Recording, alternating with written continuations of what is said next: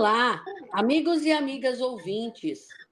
Eu sou Helena Sampaio e falo em nome da Rebraus, a Rede Brasileira de Letramento em Saúde. Hoje, nós vamos conversar sobre letramento em saúde no contexto do adolescente e da pandemia da Covid-19. E temos aqui nossa convidada especial para falar sobre isso, que é a Cidiane Mendes Pimentel. Ela é enfermeira pela Universidade Federal do Tocantins, especialista em enfermagem pediátrica e neonatal, mestre em ciências da saúde pela Universidade Federal do Tocantins, membro integrante do Grupo de Estudos e Pesquisas em Saúde da Criança da Universidade Federal do Tocantins, atualmente enfermeira do setor de assistência à saúde do Instituto Federal do Tocantins e autora do artigo Associação entre Letramento em Saúde, Ameaça pela Covid-19 e Intenção Vacinal de Adolescentes Brasileiros. Esse artigo foi publicado pela Revista Latino-Americana de Enfermagem em setembro de 2022. E na descrição deste nosso episódio, nós estamos colocando o link para esta publicação. E aí, Cidiane, como vai você? Tudo bem? Olá, Helena, tudo bem comigo e com você? Como você está? Bem, e assim, expectante com o tema de adolescente, que é um tema que eu sou muito chegada no tema, embora eu não trabalhe diretamente com adolescentes, mas eu acho que eles são importantíssimos dentro dos diferentes grupos populacionais como multiplicadores de ações educativas, não é não? Sim, sim. E é um grupo de estudo que traz muitos desafios, né? É muito interessante a gente estudar e tentar traçar ações voltadas para esse público. É muito desafiador profissionalmente, mas também muito recompensador. É isso aí. E aí, já que você está dizendo que é desafiador e compensador, como é que surgiu o teu interesse pela saúde da criança e do adolescente, Cidiane? Bom, Helena, meu interesse por esse tema de estudo surgiu ainda na graduação. Desde as disciplinas mais básicas, eu sempre fiquei fascinada por essa área. Isso porque é uma área que traz esse desafio de conseguir traduzir o conhecimento científico em uma linguagem mais acessível, mais compreensível, e traz também esse desafio de trabalhar com sensibilidade, uma característica dos adolescentes de linguagem, de comunicação e de relacionamento. Tudo isso sempre me motivou e me desafiou a estudar os adolescentes. Uhum. E como você está enfocando adolescente na perspectiva de letramento em saúde, como é que você conheceu o letramento em saúde? Conheci o tema através da minha orientadora do mestrado, a professora Juliana Baston. Ela é uma pesquisadora da área de saúde da criança da UFT e ela, por sua vez, conheceu o letramento em saúde através da professora Marla, que é uma professora da Unesp, Universidade Estadual de São Paulo. Eu costumo dizer que a minha relação com o letramento em saúde foi amor à primeira vista, porque o letramento em saúde ele deu um nome para coisas que eu já estudava e já tinha interesse, mas ainda não estava organizada em uma área. Então, quando eu conheci o letramento em saúde, ele trouxe uma resposta a anseios que eu já tinha dentro da promoção de saúde e da educação do adolescente. Uhum. É engraçado, né, Cidiane? A gente se apaixona às vezes. O letramento, para mim, é um amor à primeira vista também. Quando eu escutei falar a primeira vez, quem me trouxe ele foi uma doutoranda. Eu já falei aqui em vários episódios isso. A Maria da Penha Baião Passamai. E ela falou, olha, tem letramento em saúde, eu nunca tinha ouvido falar. Quando eu comecei a ler, é como você disse aí mesmo, amor à primeira vista. É muito fascinante, né? E aí, e é como você disse também, ele dá nome a uma série de inquietações da gente, né? Sim, sim. É um tema que enche os olhos, né? Nós que trabalhamos com promoção de saúde, quando a gente encontra uma área que estuda comunicação, relacionamento, interação com as informações, capacidade de compreensão do adolescente, da família, da comunidade, realmente enche os olhos dos pesquisadores. É isso aí, enche mesmo. E aí, bom, eu já sei mais ou menos sua resposta, mas eu quero que os ouvintes escutem. Você falou que é fascinada pelos adolescentes, é fascinada pelo letramento, então por que estudar especificamente o letramento em saúde na adolescência? Bom, Helena, essa pergunta tem muitas respostas, né? A adolescência ela é um contínuo de desenvolvimento que envolve muitas questões. Os adolescentes, eles iniciam um processo de desenvolvimento da autonomia, do poder de decisão, há um crescimento da adoção de comportamentos, eles começam vivenciar e experimentar muitas coisas. E é nesse momento que a gente precisa trabalhar a promoção de saúde. Muitos pesquisadores chamam a adolescência de janela de oportunidade, que é onde a gente consegue intervir com o adolescente para promover qualidade de vida na adolescência e visando também a vida adulta. Muitos comportamentos que estão relacionados ao desenvolvimento de doenças crônicas começam na adolescência, como o alcoolismo, tabagismo, a obesidade. E esses comportamentos, quando iniciados na adolescência, eles tendem a perdurar pela vida adulta. Por isso, promover comportamentos protetivos de saúde na adolescência é uma postura de cuidado que tende a melhorar a qualidade de vida na vida atual e na vida futura do adolescente. Além disso, Helena, os adolescentes foram muito impactados pela pandemia de Covid-19. Porque imagina, é um grupo que socializa em grupos. Eles estão na universidade, nas escolas, sempre junto a pares sociais. E a pandemia trouxe o fechamento desses espaços onde os adolescentes socializam. Então, eles foram muito impactados com as medidas de controle da Covid-19 e por isso a gente buscou analisar como eles estavam avaliando a ameaça da Covid-19, como eles estavam percebendo a doença e como estava a questão vacinal deles. Um outro ponto que foi motivador para a nossa pesquisa é que a adolescência ela é também chamada de uma fase de desafio para a saúde pública. A atenção primária ela possui linhas de cuidado para os adolescentes que iniciam-se na infância, né? A gente acompanha o pré-natal, a gente acompanha a puericultura, a gente acompanha crescimento e desenvolvimento na infância, mas a realidade de muitas unidades básicas em muitos municípios é que na adolescência há essa perca de vínculo. O adolescente ele perde esse contato com a unidade básica e a gente só consegue voltar a acompanhar ele quando ele volta em uma situação de violência ou quando ele volta em uma situação de pré-natal, gravidez na adolescência. Por isso, investigar o letramento em saúde do adolescente brasileiro e entender o seu perfil de saúde é importante para trazer respostas para a atenção primária e para conseguir também motivar esse vínculo, a permanência desse adolescente nos espaços de saúde. Uhum, exatamente, exatamente, é isso mesmo. É isso mesmo. E eu fico imaginando isso que você disse, quer dizer, impactou em muitos de nós, né, que estávamos sempre andando com os nossos pares sociais, né? E a gente tem uma certa resiliência por sermos profissionais, ou por sermos profissionais da saúde, ou por sermos adultos. Então, para eles, realmente deve ter tido um impacto muito grande, né? Eles fazem muita coisa em grupo hoje, né? No grupo deles mesmos, né? E Cidiane, quais foram assim os desafios de você pesquisar o letramento em saúde dos adolescentes durante essa pandemia? Bom, Helena, foram inúmeros, né? A nossa pesquisa ela correu em 2021. Muitas das escolas e universidades ainda estavam no ensino remoto e o acesso aos adolescentes era dado primariamente por meio virtual. Então, a gente procurou utilizar mídias digitais para divulgar o nosso formulário de pesquisa e meios virtuais também com muitos desafios associados, né? Nós tínhamos o desafio de adaptar a linguagem da nossa pesquisa para o adolescente, para que chegasse até o adolescente. Tínhamos o desafio de tornar essa pesquisa atrativa para que eles, ao verem o anúncio da pesquisa, tivessem vontade de responder e participar, e alcançar esses adolescentes nos espaços sociais em que eles estão. Virtualmente, nós buscamos encontrar os adolescentes em seus espaços de redes sociais. Então, nós trabalhamos com TikTok, Twitter, com o QI, Instagram, Facebook, diversos recursos virtuais, que são espaços onde os adolescentes socializam virtualmente, para conseguir alcançá-los. Certo. E além dessas estratégias, adotaram mais alguma coisa? Ou foi Nós, suficiente para atingi-los? Bom, nós procuramos também a colaboração de influenciadores, de pessoas que estavam envolvidas com adolescentes, alguns jornalistas, por exemplo, aqui do nosso estado, do Tocantins, colaboraram divulgando o nosso formulário de pesquisa no Twitter.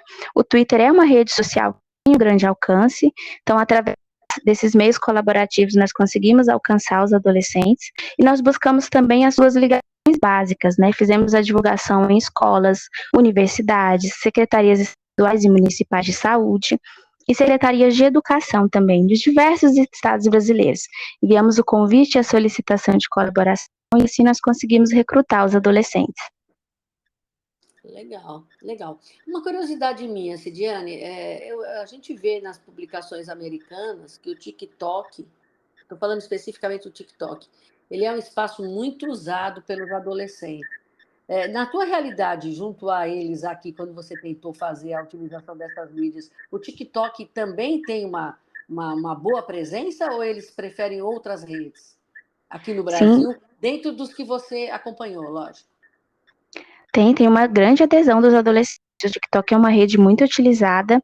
Nós produzimos um vídeo tentando utilizar a linguagem que eles utilizam no TikTok, com músicas que estavam em alta, e o nosso acesso nesse vídeo de divulgação da pesquisa foi de mais de 10 mil acessos. Então, assim, mais de 10 mil adolescentes, que eram o nosso público-alvo, chegaram a acessar esse vídeo. Que bacana. Vocês divulgaram já essa parte? Está no seu artigo? Não, essa parte nós escrevemos em um relatório de experiência de pesquisa e nós apresentamos em um congresso. Mas não publicaram ainda numa revista. Não, ainda não. Essa parte também a gente está trabalhando para publicar em um segundo artigo que traz os fatores demográficos dos adolescentes brasileiros relacionados ao letramento em saúde. Ah, legal, vai ser muito interessante, porque você vê, eu sou ignorante em relação a quais são as redes mais utilizadas por eles. Eu tinha uma ideia que o TikTok era bastante usado, porque a gente vê que é bastante usado fora daqui, mas eu não tinha ideia. Como você trabalhou com eles, aí você tem exatamente o retrato, né? Muito legal isso, muito legal. E dessas estratégias que você disse que utilizou, Cidiane, quais foram, na sua opinião, quais foram as mais efetivas? Esse é um dado interessante, Helena. Apesar dos adolescentes utilizarem muito o TikTok, por exemplo, nós observamos que a nossa taxa de resposta era muito maior quando o adolescente recebia o formulário de pesquisa de algum contato que já tinha um vínculo. Apesar de, por exemplo, no TikTok haver um acesso de 10 mil pessoas visualizando o vídeo, nós conseguimos mais respostas quando nós acessávamos os adolescentes de forma direta. Então, a cada adolescente que respondia à nossa pesquisa, esse adolescente indicava a nossa pesquisa para 2, 3, 4 amigos que ele tinha em comum. E aí, esses amigos, ao receberem de um contato próximo, participavam então da pesquisa. Isso nos mostrou que, apesar do consumo de redes sociais, a adesão dos adolescentes, quando se trata de assuntos relacionados à saúde, está intimamente ligada aos grupos de pares e às pessoas de confiança. Nós, inclusive, organizamos esses dados e apresentamos em um simpósio em Portugal, porque é interessante termos esse dado. O adolescente acessa informações de forma virtual, mas a troca que ele tem de maior importância são com os pares. Muito legal.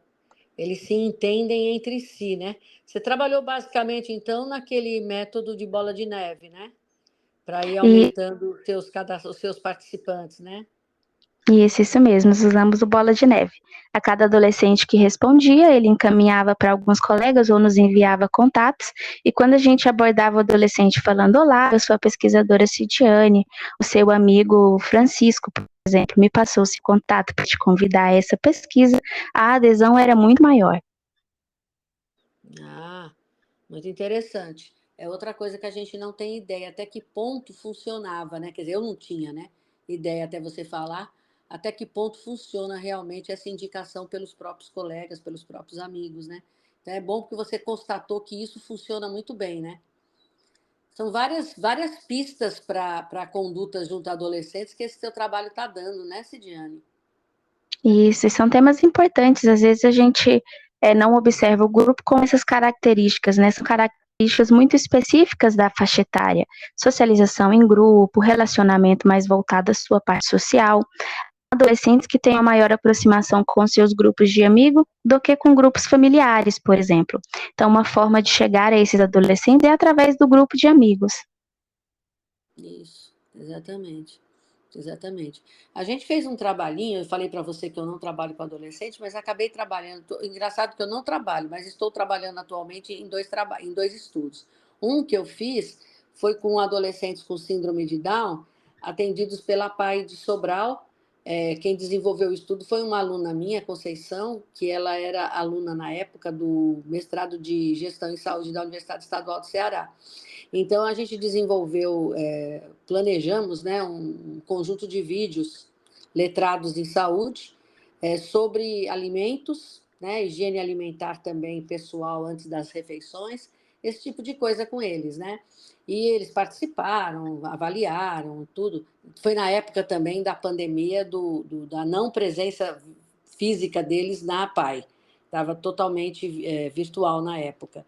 Mas eu notei que, no caso deles em particular, pelo menos pelo que a Conceição nos mostrou, que foi quem tomou a frente do estudo, o estudo é dela, né?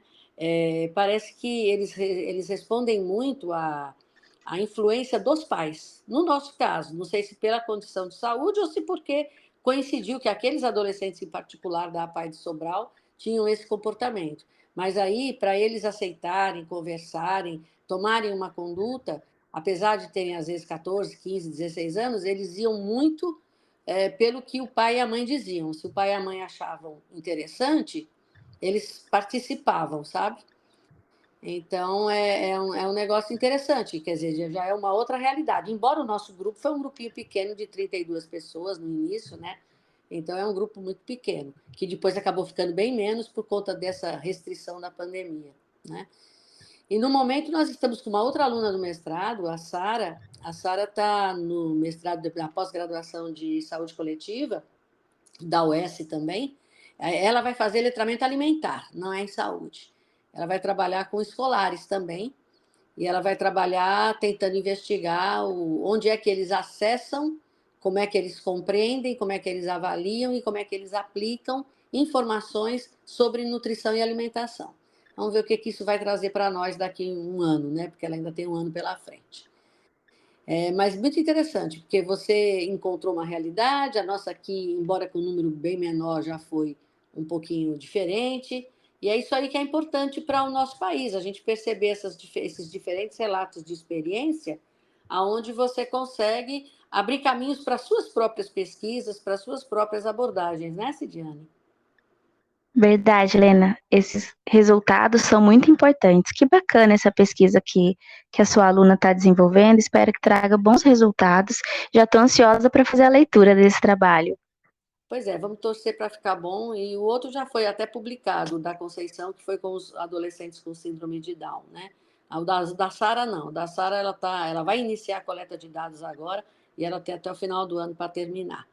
Mas aí, me diz aí, que agora eu estou curiosa com os resultados que você encontrou em relação ao letramento em saúde deles. Me conte aí.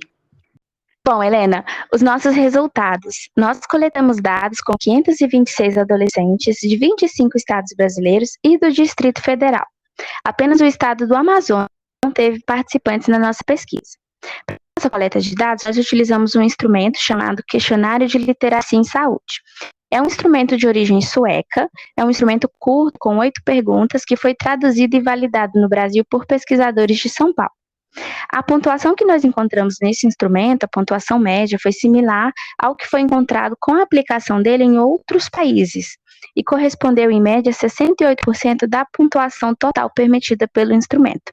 Ou seja, os nossos adolescentes, eles conseguiram uma pontuação superior à média do instrumento, em 68%.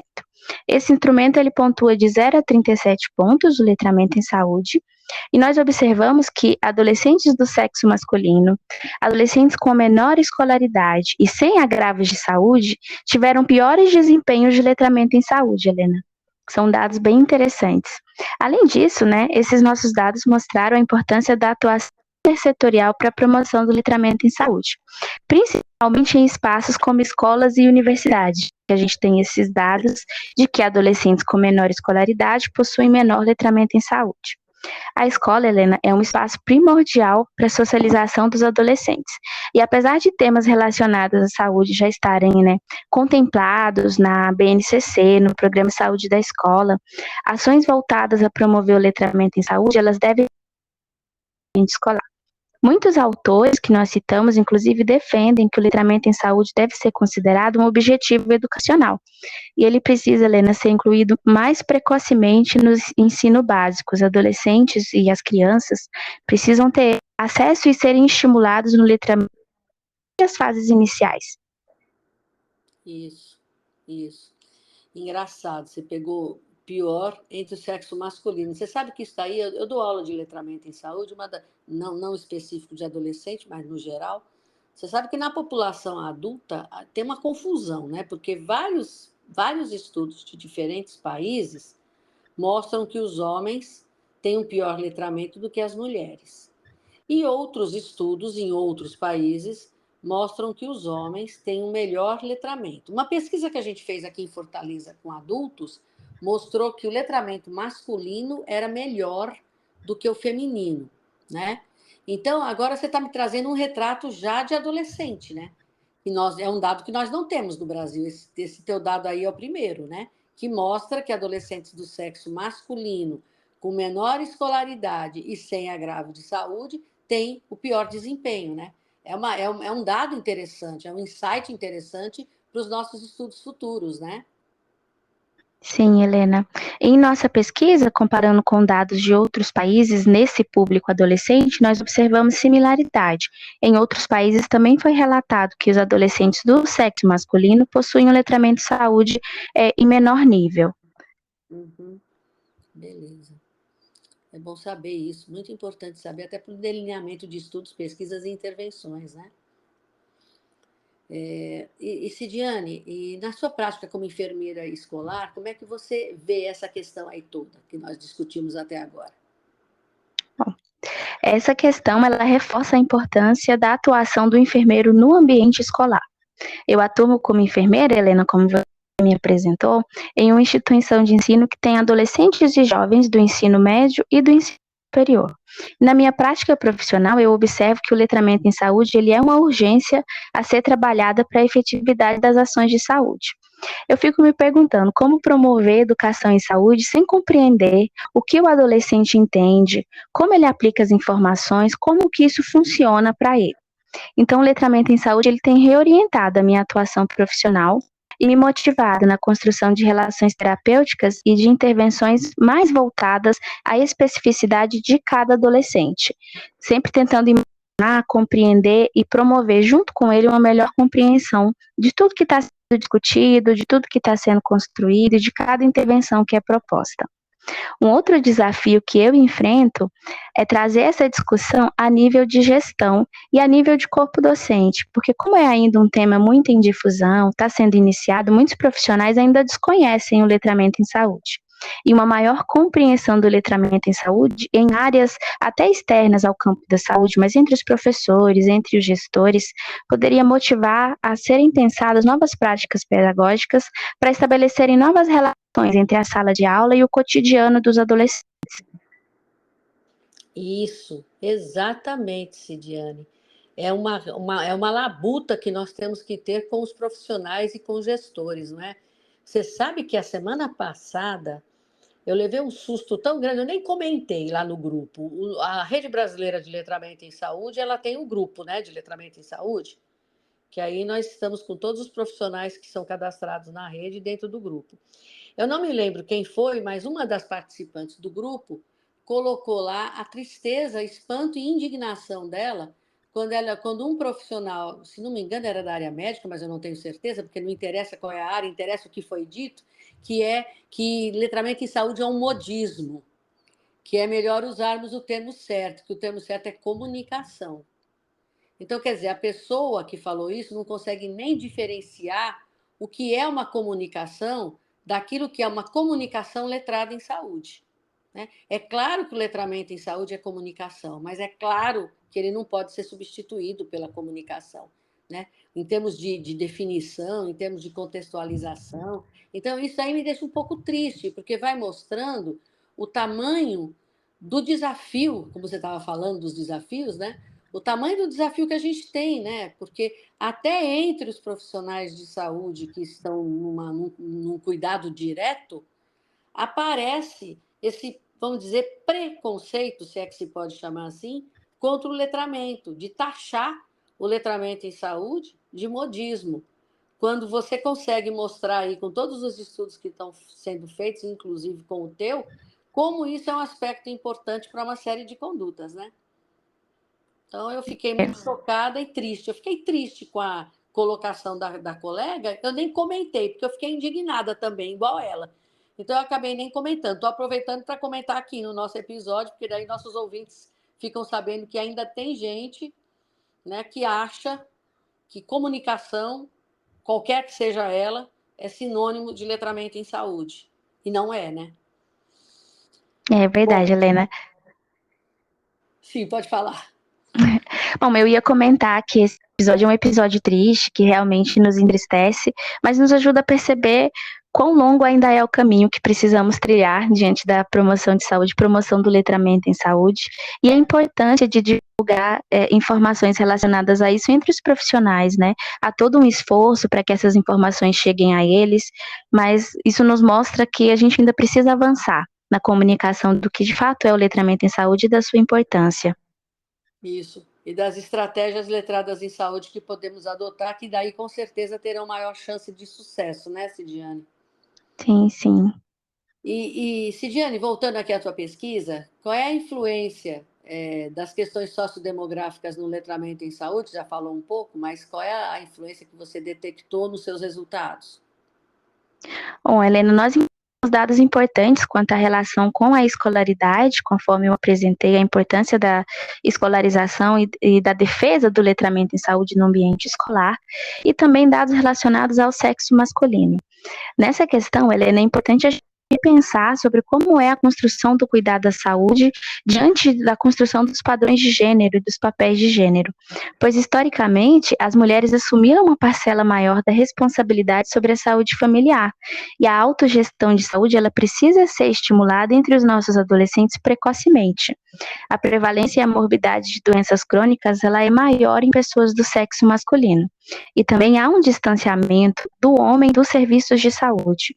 Então, é claro que muitas ações estão sendo desenvolvidas atualmente nas unidades básicas, como a flexibilização de horários, a busca ativa, o atendimento nos espaços de trabalho, mas para além dessas ações, intervenções precoces devem ser realizadas com os adolescentes e com jovens do sexo masculino, para que esses aprendam e desenvolvam o hábito de se tornarem protagonistas do seu autocuidado.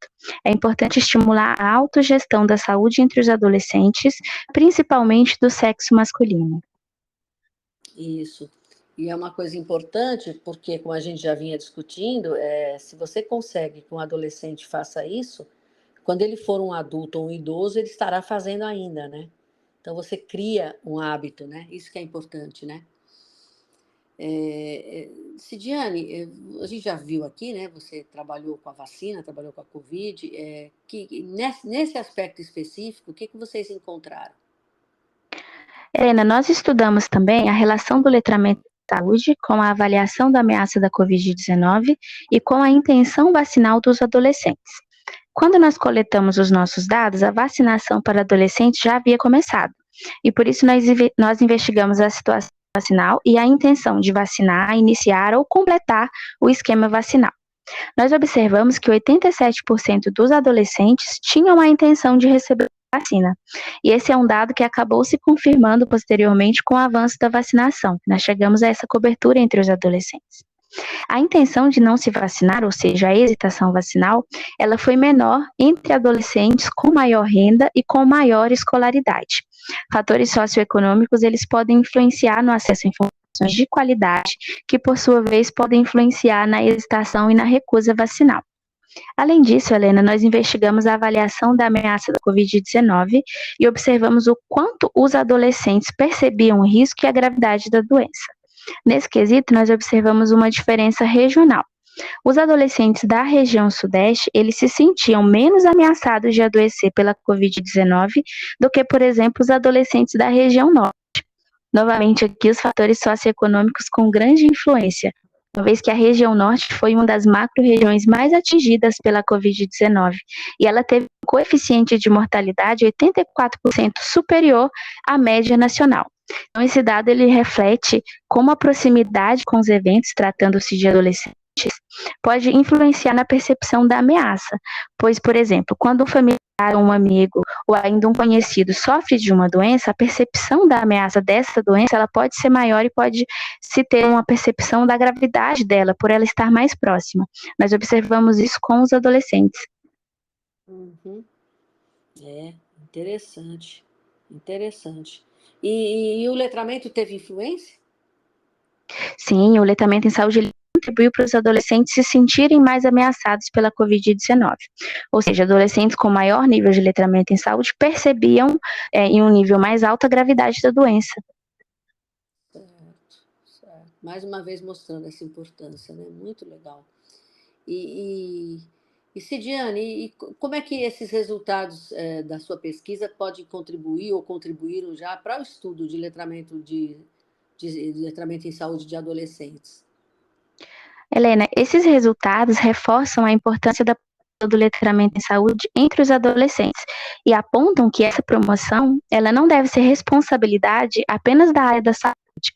É necessário, e nós reforçamos, uma atuação intersetorial e atuação em espaços como escolas, universidades, que devem se responsabilizar e protagonizar uma postura de promotores de saúde também. Nós precisamos avançar nas pesquisas e nas intervenções relacionadas à saúde do adolescente nesse quesito. E elas não podem ser tratadas como pesquisas com um público de quase adultos, e muito menos como uma fase problema, como muitas vezes na prática diária é o que a gente observa na fala dos colegas. A adolescência ela é uma fase importante do ciclo vital, é uma janela de oportunidade para a promoção de uma vida saudável. E os adolescentes, eles precisam ser vistos e envolvidos como atores ativos do processo de cuidar da saúde, Helena. Isso, exatamente. Infelizmente, eles têm essa pecha, né, de fase problema, né? Por isso que o pessoal usa até o termo que eu considero extremamente, assim, um termo agressivo, que é o aborrecente, né?